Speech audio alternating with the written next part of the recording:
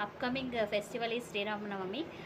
On occasion of this Sri Ram Navami, just I wanted to come up with some Sri Rama songs. Those are Ramachandraya Janaka.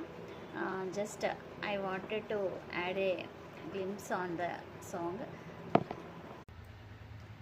रामचन्द्राय जनकराजजामनोहराय मामकाभीष्टदाय महितमङ्गलम्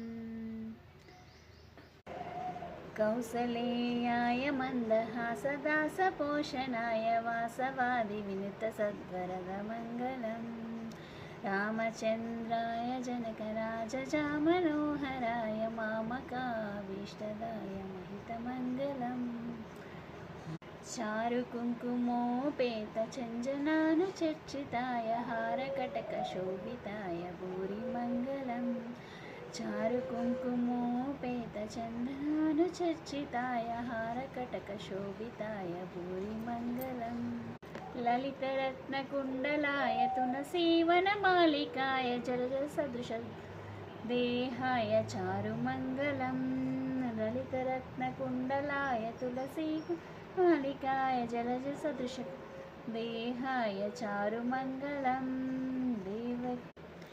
देवकीपुत्राय देवदेवोत्तमाय भावजातगुरुवराय भव्यमङ्गलम् देवकीपुत्राय देवदेवोत्तमाय भावजातगुरुवराय भवितमङ्गलम् पुण्डरीकाक्षाय पूर्णचन्द्रनयनाय अण्डजावायनाय अतुलमङ्गलम् पुण्डरीकाक्षाय पूर्णचन्द्रनयनाय अञ्जनावायनाय अतुलमङ्गलम् विमलरूपाय